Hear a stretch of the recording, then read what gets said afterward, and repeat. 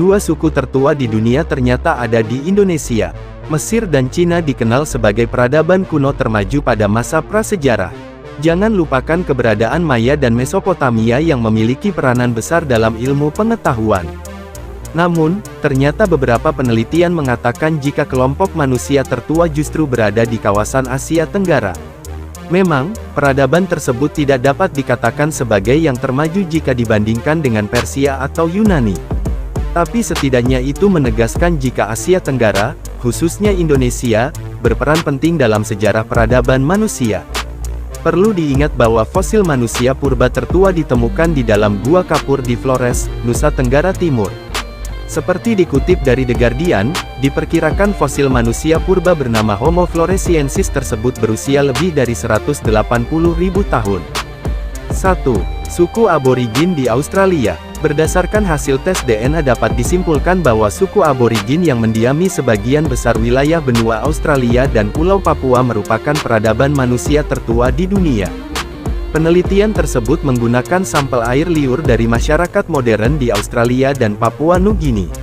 Seperti dikutip dari Sputnik News, langkah tersebut dapat merekonstruksi migrasi nenek moyang aborigin yang sebelumnya mendiami benua Afrika. Artinya, suku aborigin sebenarnya berasal dari Afrika yang melakukan perjalanan panjang menuju wilayah timur sekitar 75.000 tahun lalu.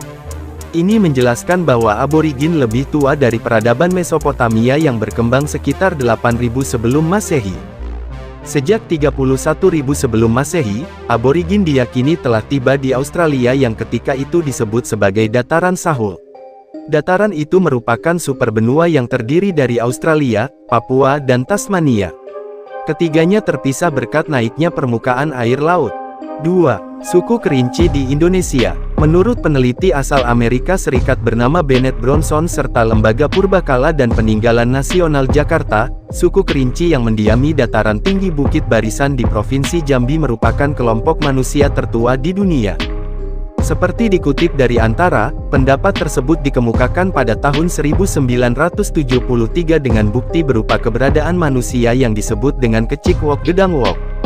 Bennett meyakini bahwa Kecik Wok Gedang Wok lebih tua dari Proto Melayu maupun suku Inka di Amerika Selatan karena telah mendiami kawasan Gunung Kerinci sejak lebih dari 10.000 tahun lalu.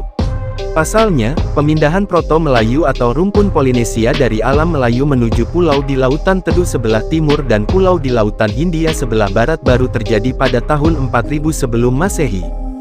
Lantaran kelompok Proto Melayu dinilai lebih dominan sehingga Kecik Wok Gedang Wok perlahan lenyap.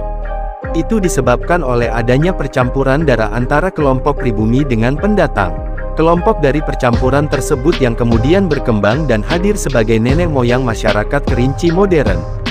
Namun, hingga kini para ahli belum dapat memastikan apakah ras dari Kecik Wok Gedang Wok ini muncul akibat adanya percampuran darah dengan kelompok Proto Melayu.